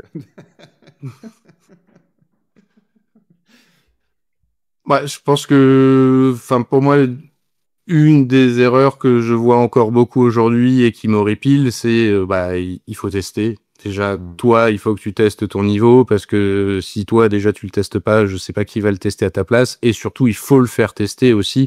Nous, ce qu'on faisait beaucoup sur Siberia avec Yvan et d'autres, c'est que dès qu'on finissait un niveau, on le faisait tester aux autres. Et comme ça, on se fait des retours entre nous, etc. Je pense que ça paraît con, hein, mais il y en a tellement plein qui le font toujours pas que tu dis mais je sais pas, c'est quand même la moindre des choses, quoi. Donc voilà, je commence par là, ça me semble déjà pas mal. Après, on pourrait rentrer dans plus de détails, mais encore une fois, ça va être vachement variable en fonction du type de jeu, de comment est ta caméra, tu vois, par exemple, encore une fois, sur la vidéo que je mettais hier, ça m'a fait marrer parce que c'est un truc sur lequel je me suis un peu essayé aussi, c'est quand tu fais du survival horror ou quand tu essayes de faire une scène malaisante ou qui va faire peur. Mais finalement, toutes les règles que tu as l'habitude d'appliquer pour que ton niveau il soit clair, parlant, qui donne envie d'avancer et compagnie, toutes ces règles-là pour un survival horror, en fait, tu vas les renverser. Oui. Et ton niveau, il faut qu'il devienne plus clair du tout, qu'il soit confusant et que le mec, il ait peur d'aller de l'avant, quoi. Donc, tu vois, ça va être vachement en fonction de ce que tu veux donner, en fait. Super.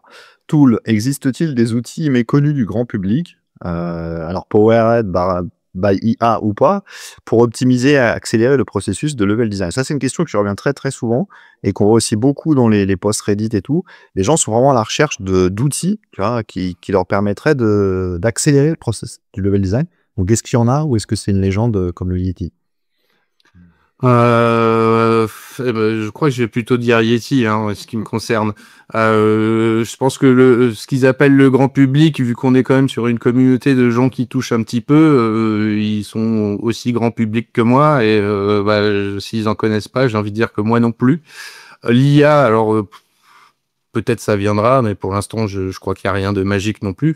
Et oui, ça m'étonne pas que cette question reviennent souvent parce que finalement le level design c'est aussi un moment où souvent tu te casses les dents parce que faire un proto c'est cool, c'est fun, tu vois le jeu prendre vie, etc. Mais quand de ton proto tu dois tirer un jeu où tu vas devoir faire je sais pas 100 niveaux, là tu as une quantité de taf à abattre qui est assez phénoménale et donc ça peut faire peur et c'est souvent le moment où tu te décourages. Oui. Malheureusement, pour l'instant, on est toujours là. Enfin, malheureusement ou pas, d'ailleurs, moi, ça fait partie du taf, donc c'est aussi une bonne chose. Mais non, c'est du boulot, il faut le faire, c'est tout. Super. On passe à Sony. Sony qui, comme Mathieu, ils habitent en Chine, tous les deux. Donc, moi, je serais surtout curieux de savoir, c'est quoi ces différences en termes de level design, ces références, excuse-moi, quels jeux t'ont inspiré à se spécialiser dans cette voie et dans son travail en général? Donc, ça serait quoi, en fait, toi, tes références pour dire, tiens, un bon level design réussi, ça serait tel jeu ou telle approche, peut-être ou...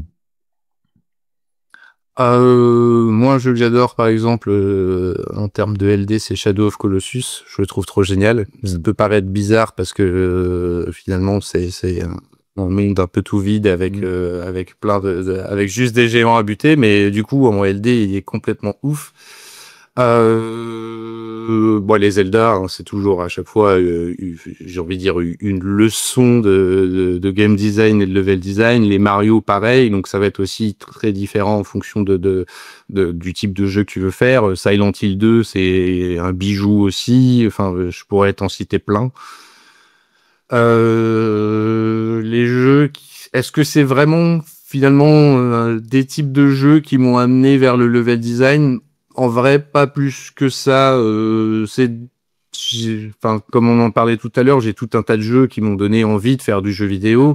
Après, j'ai fait du game design, j'ai fait du level design. Ça dépendait voilà, déjà de où j'étais embauché, de ce qu'on me demandait de faire, etc. J'ai plutôt commencé en tant que game designer. À la base, je me suis retrouvé level designer plus tard, à plus long terme, etc. Et au final, aujourd'hui, c'est là-dessus que j'ai continué. Mais ça s'est fait un peu par la force des choses.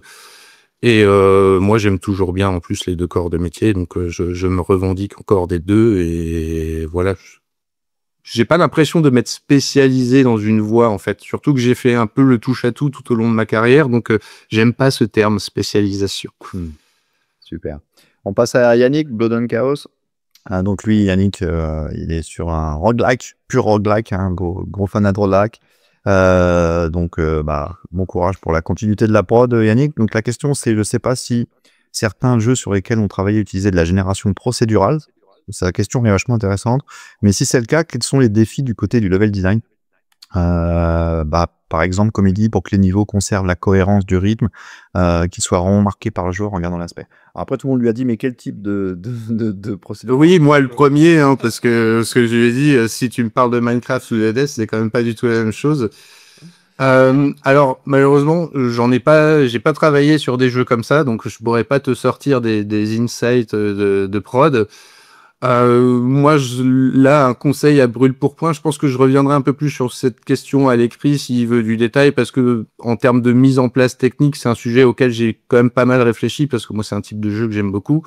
Et donc, j'ai pas mal d'idées et de pistes un peu en tête de mise en place technique. Je pense que comme sa question un peu générale, je vais rester un peu général. C'est surtout de dire que c'est pas parce que tu fais de la génération procédurale qu'il faut oublier un point essentiel, c'est que quand tu fais du LD, quand tu fais le LD d'un jeu, tu racontes une histoire, tu vois aussi.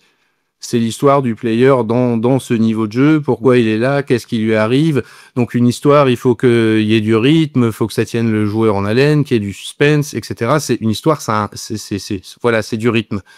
Et c'est pas parce que tu fais un truc qui génère procéduralement salle par salle qu'il faut oublier ça, le jeter à la poubelle. Il faut garder ça en tête plus que jamais, je pense, et dire je vais pas balancer des salles random parce que c'est le moteur de mon jeu qui est comme ça. Il faut se dire au contraire comment je vais maîtriser ce random pour dire que la première salle, il faut que ça fasse un peu intro, je me pose, que ça monte un peu crescendo, qu'à un moment je vais mettre un twist, donc il faut qu'au bout de 5 salles, il y a une salle plus scénarisée où je vais calmer le jeu en combat, par exemple. Enfin, voilà, pas oublier, pas juste enchaîner des salles random parce que c'est du procédural et que c'est comme ça, mais garder en tête que tu es en train de raconter une histoire et peut-être poser sur papier quelle est l'histoire du niveau que tu veux raconter, presque, j'ai envie de dire, il faudrait presque faire une première version où c'est pas généré procéduralement, tu fais les salles pour qu'il y ait le rythme qui te plaise, et après, tu dis comment je vais utiliser la génération procédurale pour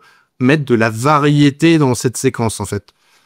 Ce serait du level design Minority Report, quoi. Un peu, t'essayes d'anticiper on veut et de level designer le système procédural plus. Parce qu'il en plus il a pris l'exemple d'Hades.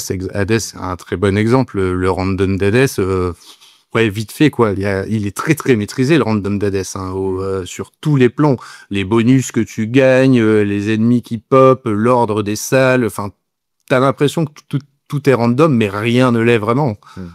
Mais je pense qu'il en est parfaitement conscient, Yannick, parce que c'est un data scientist de formation.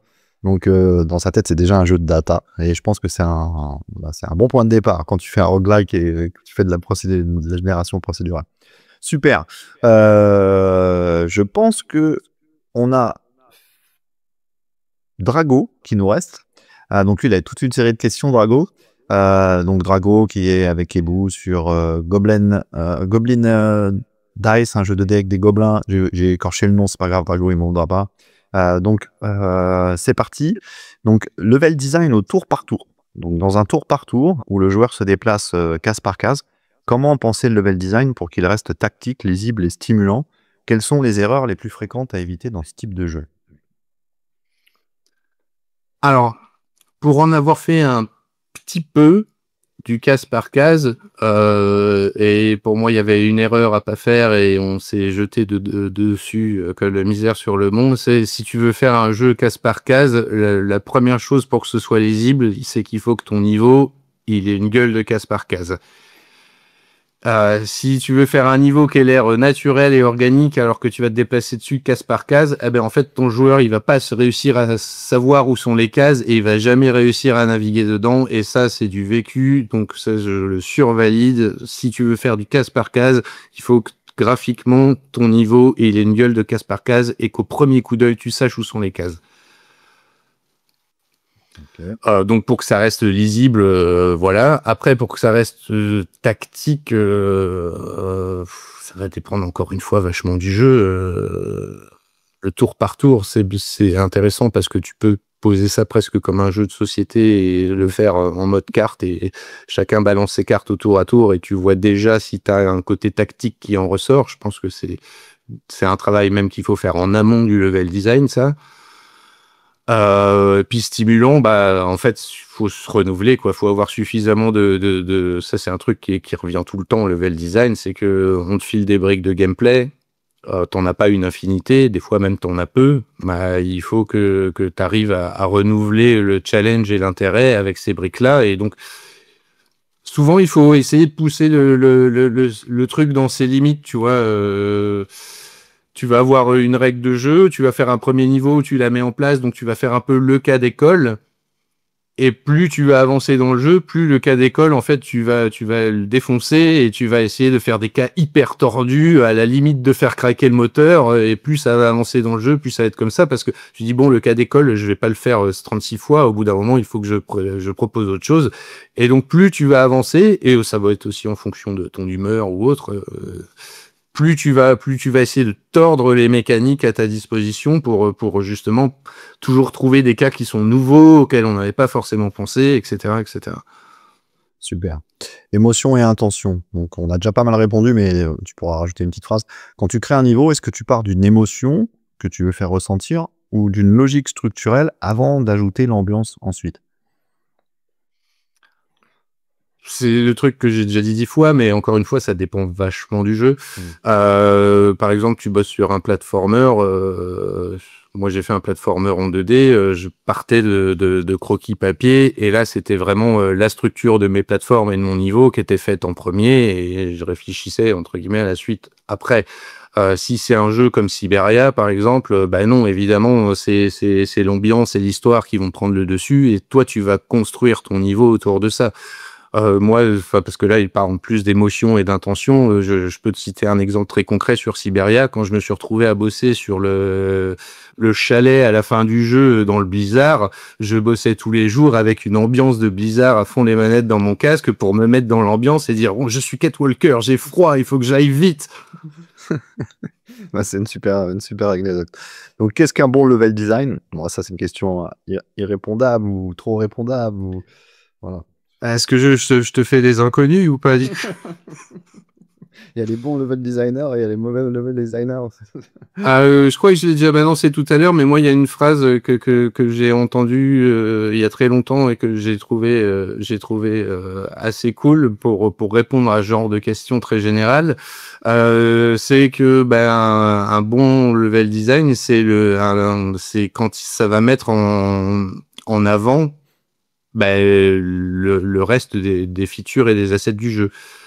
Si c'est un jeu narratif, il faut que ton level design il serve l'histoire, il serve la mise en scène. Ça, c'est un truc qu'on n'a pas parlé, mais le level design, il y a aussi beaucoup de mise en scène. Donc ça fait partie des compétences aussi. Si tu veux faire un jeu, genre un jeu de plateforme 3D avec des structures de ouf et tout, là, tu vas plus avoir besoin de compétences d'architecture. Par contre, si tu veux faire un level design d'un jeu comme Syberia, encore une fois, là, c'est plus en termes de mise en scène qu'il va falloir réfléchir, les plans de caméra, le rythme de l'histoire, etc., etc. Donc, tout ça, enfin, tous ces aspects de ton jeu, ton level design, pour être considéré comme bon, il va devoir les faire briller. Faut pas que tu ailles à l'encontre des règles ou des intentions des gens qui sont au-dessus de toi ou à côté de toi. Au contraire, il faut que tu prennes ces intentions et que tu dis comment je les mets en scène pour les faire briller. Donc ça, je trouve que c'est déjà un bon axe de réflexion. Après, comme tu l'as dit, je pense qu'on pourrait en débattre pendant 5 heures et que personne n'aurait le même avis et que on va pas répondre à ça de manière péremptoire maintenant, quoi. Donc, ça me permet de placer une petite question de challenge. C'est, est-ce que des fois, toi, tu as créé un niveau, c'était déjà arrivé de créer un niveau, on s'en fout hein, des titres et tout, hein, et que tu dis, wow, c'est génial et tout, et qu'en fait, les décideurs, ils disent non, en fait, c'est pas du tout ce qu'on voulait, et que tu sentais qu'il y avait un vrai décalage, en fait, entre toi et eux, et comment tu le gères à ce moment-là? Ça m'est déjà arrivé à plusieurs niveaux, on va dire. Des fois, ça arrive d'avoir des désaccords sur 2 ou 3 points de détail. Enfin, en gros, ça dépend aussi de à quel point tu sens qu'il y a un rejet, tu vois. Si c'est 2-3 points de détail et que la personne, elle te dit juste, ouais, je suis pas convaincu, etc., t'en discutes, t'essayes de voir comment déjà tu peux convaincre. Essaye de voir aussi, toi, qu'est-ce que t'as fait qui semble pas convaincant. Enfin, tu vois, quand c'est juste des feedbacks quand c'est juste des feedbacks sur un point précis ou plusieurs points, etc., bah, il y a toujours moyen de retake, d'améliorer. T'as jamais le truc parfait du premier coup, de toute façon. Après, quand on te dit c'est de la merde, il faut tout jeter à la poubelle. Bah, tu jettes. Bon, en général, tu jettes à la poubelle, quoi. À quoi bon réfléchir? Enfin, c'est pas toi qui décides, de toute façon. Ok, alors est-ce qu'on aborde la conception de jeux de plateau différemment? On y a répondu tout à l'heure, je pense. Donc on va la zapper. Quels sont les plus grands défis quand on adapte le game design d'un jeu vidéo vers un jeu de plateau ou inversement? Alors, je sais pas si tu l'as déjà fait, mais Très spécifique, ça. Non, je l'ai jamais fait. J'ai testé pas mal de jeux, enfin d'adaptations jeux vidéo de jeux de société. J'ai pas souvenir d'avoir testé le cas inverse, par contre. Moi, je trouve que ce qui est dur, c'est que quand tu passes un jeu de plateau en jeu vidéo, bah tu perds souvent ce côté un peu social qui fait un peu la juiciness du truc. Donc il faut le compenser par autre chose dans ton jeu vidéo. T'as beaucoup d'adaptations de jeux de société qui font, je trouve, l'erreur d'être trop statique. Tu vois, qui te disent, bah finalement c'est des cartes et un plateau, donc à l'écran je vais t'afficher des cartes et un plateau. Oui, d'accord, mais t'attends un peu plus d'un jeu vidéo, quoi. T'attends que quand je clique pour poser ma carte sur le plateau, t'as une main qui fasse clac, je joue cette carte. Enfin, tu vois, ça, c'est des trucs qui sont souvent un peu ratés et que je trouve dommage. Enfin, un jeu vidéo, ça demande une autre mise en scène et une autre manière d'aborder, enfin, un autre sens du spectacle. Ou en tout cas, il faut pas perdre ce sens du spectacle que tu as dans une partie de jeu de société et savoir aussi la retranscrire. C'est pas juste bêtement retranscrire des règles de gameplay avec des calculs de score et des machins. Il faut aussi garder le côté vivant du jeu et savoir le retranscrire, quoi. super. Roguelike, roguelite, donc c'est la même question que tout à l'heure. Pourquoi ils se recroisent souvent les petits unders? Génération procédurale, bon, on a déjà répondu. Mécanique réactive à la fable. Alors, que penses-tu des mécaniques réactives où les actions du joueur ont des conséquences visibles dans le niveau ou le gameplay? Est-ce que tu as déjà intégré ça dans tes projets? Alors, j'ai déjà bossé dans des projets qui avaient ça. On en a fait un tout petit peu sur Siberia, mais c'était vraiment très léger. Sur Gridfall, on en a fait beaucoup plus. Ce que j'en pense, c'est assez vague comme question. Bah moi j'aime bien, hein, s'il faut dire ce que j'en pense.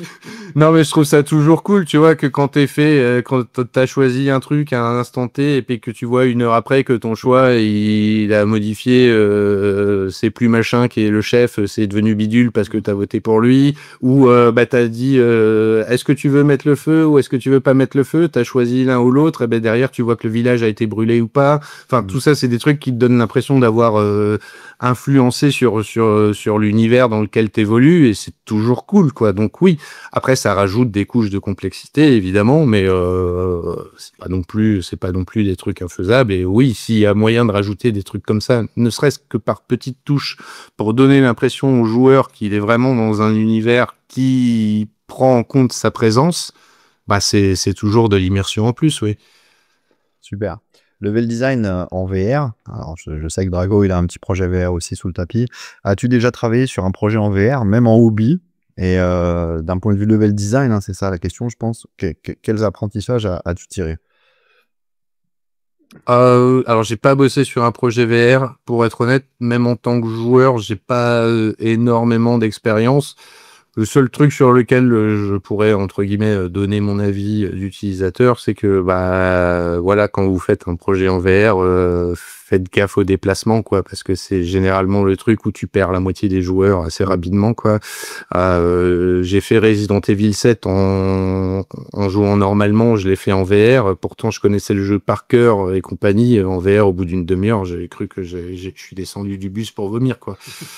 Donc le seul jeu VR que j'ai trouvé vraiment cool pour ça s'appelait, c'était sur Oculus Rift, je sais plus c'était quoi le nom, un truc Robo Recall, où ils ont réussi à prendre justement à trickser ça, c'est-à-dire que tes déplacements, en fait, tu visais un point dans le décor et ton perso était TP là-bas.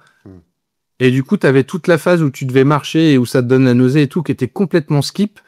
Un peu comme tu pourrais le faire, comme c'était le cas sur l'ancien Hammer Zone, où finalement tu cliques à un endroit et t'es TP à l'endroit d'après, tu vois.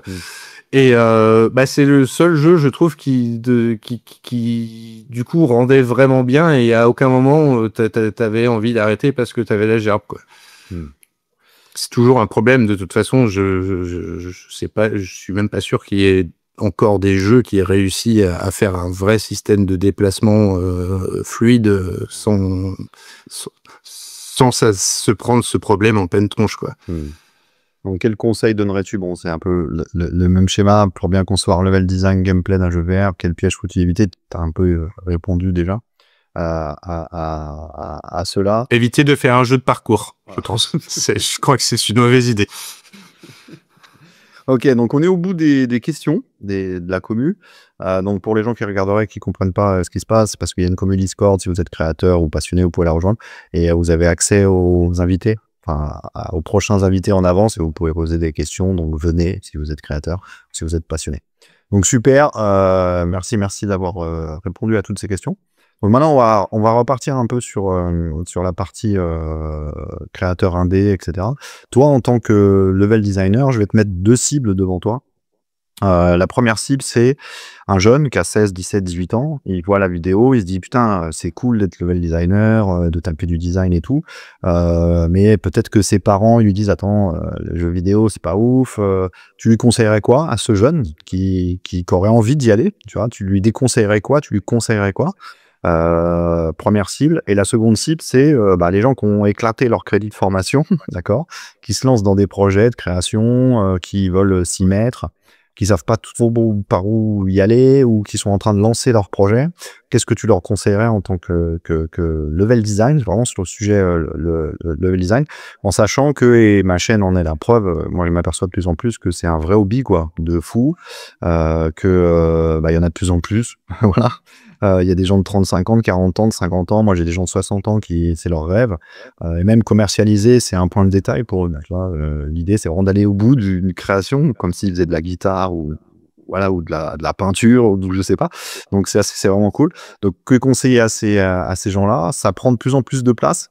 Moi, j'ai eu la chance, là, j'ai été jury dans une école pour leur projet de fin d'année, tu vois. Et quand j'ai discuté avec tous les jeunes, parce qu'ils m'ont alpagué, ils m'ont fait boire des pintes et tout à la fin, tous les élèves, parce qu'ils ont bien aimé les échanges qu'on a eus. Et donc je les remercie. Mais c'est dommage qu'on n'ait pas fait l'interview à ce moment-là, du coup. Ouais, ça aurait été drôle, ouais. Et du coup, en fait, je me suis aperçu il n'y en avait pas un qui n'était pas en train de faire un side project, un truc à côté et tout. Donc c'est vraiment voilà. Donc 2 cibles. Première, la personne qui a encore du crédit formation, qui est jeune et qui se dit je veux faire ça comme métier, tu lui conseillerais quoi? Et l'autre, c'est tous les créateurs, les futurs créateurs, les petits studios, les petits indés, tu leur conseillerais quoi? Donc je te laisse répondre en 2 temps. Alors, tu vois, tout à l'heure, on parlait de la difficulté que c'était d'arriver dans ce milieu il y a 20 ans en arrière, 20 ou 25 ans en arrière, parce que il y avait rien et que tu savais même pas à quelle porte il fallait aller frapper, etc. Première chose que je dirais, c'est aujourd'hui, c'est plus du tout le cas. Aujourd'hui, c'est devenu hyper accessible. Et là, je vais parler pas que de level design, je vais parler en général. Déjà, vos crédits formation, comme tu dis, attendez un peu avant de les claquer. Parce que il y a déjà tellement de matériel sur le net, des tutos, des outils gratuits, etc., que, en fait, avant même de prendre une quelconque décision qui va t'endetter sur 10 ans ou autre, déjà, fais des tutos, vois si ça te plaît, vois si c'est ton truc, vois peut-être quelle partie du dev va plus te plaire. Est-ce que c'est finalement faire du code? Est-ce que c'est faire du LD? Est-ce que c'est faire la composition graphique de ton jeu? Enfin, en fait, il y a déjà tellement tout à disposition aujourd'hui qu'il y a juste à se lancer, quoi. Il faut juste trouver le bon tuto qui va te lancer, le bon logiciel, et derrière, c'est parti. Donc, je pense que c'est déjà un premier bon point. C'est en fait, expérimenter, c'est gratuit. Donc, commencer par ça, ça me semble déjà pas mal. Après, sur la réalité du boulot, etc., est-ce que je contredirais les parents? Je ne suis pas sûr.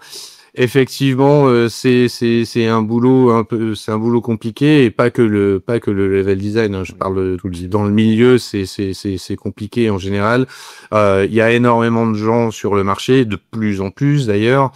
Et moi, tous les jours, j'ai des jeunes qui viennent me dire, qui viennent me voir sur LinkedIn en me disant ah, tu peux pas m'aider, je sors d'école, ça fait 2 ans, je trouve pas de boulot, je sais pas quoi faire. Bah oui, en fait, la réalité, c'est ça, c'est que sur une promo de 100 gamins, des fois, il y en a peut-être 80 qui vont jamais faire de jeux vidéo de leur vie, ou en tout cas pas professionnellement dans un studio. Faut en être bien conscient.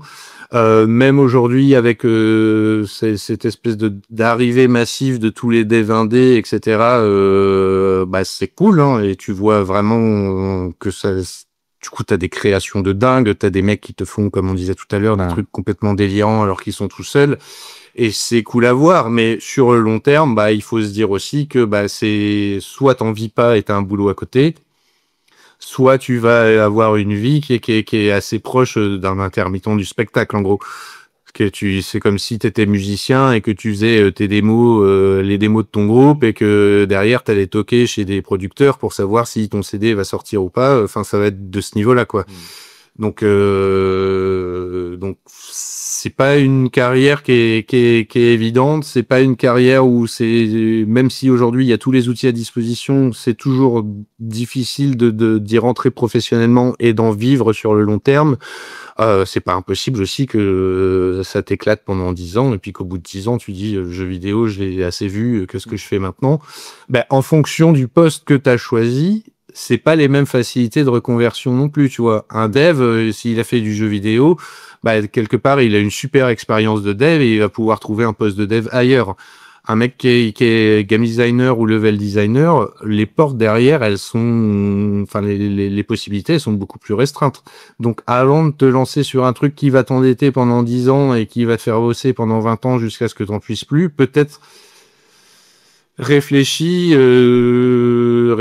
à des portes de sortie, réfléchis à des alternatives, à des plans B, et puis teste avant, voir si ça te plaît. Il y a tous les outils sur le net pour tester. Moi, c'est ce que je dis. J'ai parlé aux Gobelins il y a pas longtemps sur, c'était des lycéens qui justement cherchaient leur orientation. Et la première question qui vient, c'est est-ce que quand je serai dans une boîte, on me laissera bosser sur le jeu que je veux? Je fais ah ouais, ça attaque fort quand même. Bah non, déjà non.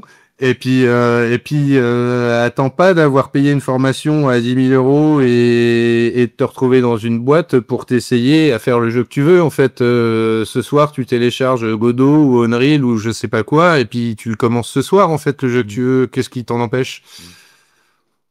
Super. Et partie créateur, gens qui n'ont plus de crédit, formation, et qui font ça vraiment en hobby. Bon, il y a plein de choses que tu as dit qu'on pourrait dire exactement la même. Oui, bah du coup, je répondais presque un peu Voilà. pour les deux. J'ai fait une synthèse, on va dire. Une petite fusion, donc parfait. Donc ça, c'est parfait. On va revenir un peu sur toi. Toi, à titre perso, c'est quoi tes Si, projets? dernier truc aussi, pour les jeunes qui galèrent à trouver du boulot et pour les indés qui potentiellement veulent sortir leur jeu, pourquoi pas le vendre à un éditeur et tout. Dévalorisez pas votre travail. Aujourd'hui, il y a de plus en plus de gens qui demandent à faire bosser gratos. Ouais, j'ai un super projet, toi tu fais rien, viens bosser gratos pour moi, machin, etc. Si vous devez bosser gratos, bossez pour vous en fait. Si pour vous l'argent n'est pas un problème ou que vous faites ça sur votre temps libre ou j'en sais rien, bah, à ce moment-là, faites votre jeu. N'allez pas bosser pour quelqu'un qui va juste exploiter votre travail et jamais vous rendre l'appareil, quoi. Et de même, si vous avez un jeu, si vous avez fait un super jeu indé et qu'il y a un éditeur qui est intéressé pour vous le sortir, n'oubliez pas aussi que bah, vous avez fait 90% du taf en fait. Donc bradez pas votre projet, quoi. Parce que une fois que tu as fait le jeu complet, le sortir sur Steam, c'est pas ce qui est plus dur, quoi. Bah. Non, mais les gens sont convaincus sur la commu, ça j'en suis certain. Parfait. Donc revenons un petit peu à toi. Donc déjà, avant de repasser sur c'est quoi tes prochains milestones à toi, t'es en recherche de quoi, c'est quoi tes futurs projets perso et tout. Alors t'as déjà répondu tout à l'heure à travers une question qui a été posée sur tes inspirations, tes références. Mais aujourd'hui, alors t'as déjà expliqué, hein, Shadow of Colossus, etc. Mais ça serait quoi si tu devais résumer, que ce soit des jeux, que ce soit des figures, que ce soit des expériences, tes Madeleine de Proust, tes idoles, alors j'aime pas ce terme, mais voilà, tes idoles en termes de level design, ça serait quoi ton top 3, ton top 2, ou est-ce que t'en as déjà? Parce qu'il y a des gens qui sont pas, moi je sais que je suis pas idole, tu vois, donc j'aime pas dire j'ai une idole, c'est telle personne. Après je peux dire tiens, Half-Life 2, c'est le meilleur jeu de tous les temps pour moi et ça sera jusqu'à ma mort. Mais voilà. Donc ça serait quoi toi tes Madeleine de Proust, un peu tes inspirations pures, et si tu devais en sélectionner quelques-unes, tu dirais quoi? Alors, effectivement, je suis pas très branché idole non plus.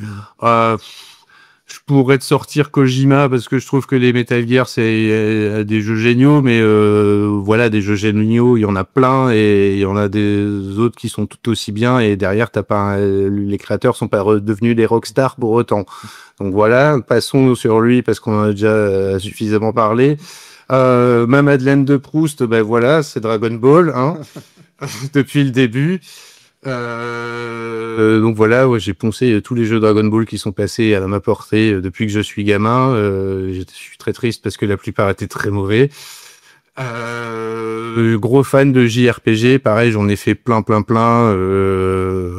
quasiment tous les Final Fantasy ou les Dragon Quest qui me sont passés sous la main, les Breath of Fire. J'ai d'autres potes qui sont très fans aussi, qui m'ont fait tester Shin Megami Tensei, les Persona, les trucs comme ça. Enfin, voilà, c'est un peu mon genre de prédilection, c'est JRPG, c'est pour moi un des genres qui regroupe vraiment le plus de trucs cool en fait. T'as du combat, t'as de l'action, t'as du scénario, t'as des fois des levels à couper le souffle, etc. Donc c'est vraiment un truc que j'adore. Je suis très branché jeu de baston aussi, et beat'em all. J'ai fait pareil dans ma jeunesse, je sais pas combien de beat'em all, j'adorais ça. Aujourd'hui, un peu moins, mais bon, c'est toujours un genre pour qui j'ai une certaine sympathie. Je m'enseigne un peu sur ce qui sort, il y a toujours des trucs super bien qui sortent et qui font rêver, quoi. Donc voilà, c'est un peu les types de jeux, on va dire, qui m'ont suivi tout du long de ma carrière de joueur. Super. Alors, je sais que tu as la même Madeleine de Proust que Antoine Jean, hein, qui est passé sur la chaîne, qui a travaillé aussi sur Siberia, en cinématique artiste. Sa Madeleine de Proust, c'est Dragon Ball. C'est la vie, il a dit. Pour lui, Dragon Ball, c'est la vie. Ah bah écoute, je dis pareil. C'est la bonne chose. Donc pour toi, à titre perso, donc toi, t'en es où? T'es en recherche d'emploi? T'es sur un projet? C'est quoi tes milestones à quoi? C'est quoi ta roadmap perso, on va dire, pour les semaines, les mois, les années à venir? Et puis, bah, si t'as un message à faire passer ou quoi, vas-y, quoi. Toi, personnellement. Bah du coup, ma situation en ce moment, oui, j'ai quitté un studio où j'étais en CDI il y a un peu plus d'un an maintenant. Depuis, j'ai fait quelques missions freelance, notamment à Microids. J'ai refait 6 mois à Microids en freelance pour leur filer un coup de main sur la fin de la mer zone. Et bah du coup, je cherche un peu les deux. Je suis dispo pour des missions freelance. J'ai le matos qu'il faut à la maison et tout pour bosser, voilà. Je suis aussi surtout à la recherche d'une nouvelle aventure à plus long terme, donc de retrouver un studio où aller faire du LD, rejoindre une équipe et tout. Parce que c'est vrai que bosser à la maison, c'est sympa, mais c'est pas la même chose que d'aller en présentiel, bosser avec des gens. Voilà, faire un jeu entre copains, c'est quand même toujours plus cool que de faire des plans un peu, comment dire, quel est le bon mot? Enfin, tu vois, quand t'es à la maison en mode service commandé, tu bourrines le truc et puis après tu passes au suivant et bah c'est cool, hein, mais ça te fait de l'XP, ça te fait manger, ça te fait faire des rencontres aussi, mais c'est pas la même chose que voilà. De faire partie d'une équipe. Moi, j'ai quand même ce côté, je pense, un peu esprit d'équipe. J'aime bien bosser avec les gens et j'aime bien me sentir que je fais partie d'une team qui avance dans la même direction. Et donc, j'aimerais bien retrouver ça, en fait. C'est ça qui me manque le plus depuis que j'ai quitté mon dernier studio. Super. Très bien. En plus, on rappelle qu'en ce moment, c'est un peu la crise dont j'y vais, donc c'est un peu compliqué. On espère que ça va repartir, que justement, Expédition 33, ils ont fait un super taf, même s'il y a des fois des gens, on sait pas pourquoi ils les critiquent, mais déjà les gars, regardez, ils sont en train de redonner confiance dans l'industrie et dans les investisseurs. Donc GG à eux et merci à eux. Super cool. Écoute, moi je vais te laisser après une petite carte blanche, tu diras ce que tu veux en message de fin. Moi je te remercie Thomas parce que c'était vraiment super cool. Master de rien. Les gens ils ont merci à toi. Voilà, je le sais parce que c'est souvent des sujets et des thématiques où les créateurs savent pas trop par où rentrer en fait, etc. Il y a toujours ce mur du côté pro, amateur, indé, etc. Et l'idée de la chaîne c'est aussi de le briser, tu vois. Pour fusionner toutes ces envies et mélanger un petit peu toutes les choses. Donc t'as pas. Moi, je pense que c'est déjà plus qu'une vitre, hein, de toute façon. Le mur, il y a longtemps qu'il n'existe plus. Hein. C'est une petite vitre toute petite à casser. Donc, tu as parfaitement fait l'exercice. Donc, merci à toi. Tu es sur le Discord. Donc, je sais que les gens de la commu, ils reviendront un petit peu vers toi. Ils te poseront des questions et tout. Ils sont tous cool, bienveillants et tout. Donc, il n'y a pas de souci. Donc, n'hésitez pas. C'est Thomas qui est sur le Discord. Et puis, n'hésite pas à jeter un œil aussi à tous les projets qu'il y a sur la commu. Tu as vu, il y a des trucs de fou. Des gens qui ont fait des trucs de dingue et tout. Ah oui, le Discord, il est bien fourni. Oui, je confirme. Donc, voilà. Il y a quasi un studio entier, énorme, sur tout le Discord. Donc, ça, c'est cool. Et puis, tous ceux qui veulent rejoindre l'aventure, n'hésitez pas à venir sur Discord. Tous ceux qui ne connaissent pas la chaîne, abonnez-vous. Je vais pas refaire le blabla à chaque fois parce que la chaîne, elle a pas besoin de ça. Elle avance toute seule sans qu'on fasse rien. Donc, c'est cool et on n'a pas besoin que ça aille trop vite non plus. Donc, je vais te laisser le mot de la fin. Merci à toi encore. Dis ce que tu veux sur toi, sur le JV. Peu importe. Ta carte blanche. Le mot de la fin pour toi et après, on dit au revoir à tous les revoir. Ouais, du coup, je dirais, voilà, ceux qui veulent se lancer là-dedans ou qui y sont déjà et qui savent déjà à quel point ça peut parfois être dur, lâchez rien, faut s'accrocher. C'est pas un milieu facile, c'est un milieu où on en baffe tous à un moment donné. Et voilà, on me dit souvent que j'ai une XP de ouf parce que ça fait 20 ans que je suis dans le métier et tout. Ça n'a pas été facile tous les jours. Et si j'ai ce CV aujourd'hui, c'est juste parce que je me suis accroché et que j'ai pas lâché. Et c'est le plus important en fait. Donc voilà, si c'est vraiment votre truc, accrochez-vous. Ça va être dur. Mettez vos ceintures et lâchez rien. Super, merci à toi. Au revoir Thomas, ciao Leander. Salut tout le monde. Voilà, c'était Thomas, level designer, super invité, je le remercie encore pleinement pour sa venue, en tout cas sur le podcast. Si comme Thomas, vous êtes professionnel ou amateur et que vous avez envie de venir échanger, contactez-moi. Il y a toutes les infos pour me contacter sur la page d'accueil de la chaîne. Il y a le Discord que vous pouvez rejoindre pour vous aussi, participer à la communauté des créateurs d'Under, tout est gratuit. Le but, c'est simplement d'échanger, de réunir un maximum de créateurs amateurs, pros, semi-pros, avec une passion commune, la création de jeux vidéo. Donc, si tu te retrouves là-dedans, bien sûr le Discord. Si tu es professionnel ou amateur, que tu as un projet en cours, qui était sur quelque chose qui est en train d'avancer, n'hésite pas à me contacter et il y aura peut-être un petit podcast avec grand plaisir pour t'accueillir et venir nous parler de ton projet. Si tu es professionnel et que tu as envie aussi d'échanger, de parler un peu de ton métier, tes conseils, tes astuces, de ton point de vue sur la profession, sur le métier, sur le monde du jeu vidéo, c'est pareil, contacte-moi et je serai ravi de t'accueillir et de faire un petit peu de podcast avec toi. Pour tous les autres, n'hésitez pas à vous abonner. La chaîne ne fait que grandir au bout de 4 mois. On a déjà des résultats super cool. Donc c'est très niche, bien sûr. Ça s'adresse vraiment à des passionnés comme nous. Mais n'hésite pas, abonne-toi. Et il y a aussi les lives que tu peux retrouver du lundi au jeudi et le dimanche de 22h à minuit. Ils ont lieu sur YouTube, mais aussi sur Twitch, dans lesquels en fait tu suivras le développement de mon propre projet, qui est l'entretien d'embauche, un jeu FPS d'horreur action, un peu gore. Donc voilà, tu as toutes les infos, tu as juste à t'abonner et ensuite à suivre les notifications. Surtout, n'oublie pas d'activer la cloche et puis n'hésite pas à commenter, à mettre des pouces sur la vidéo. Merci à toi et ciao Leander, à bientôt. Salut.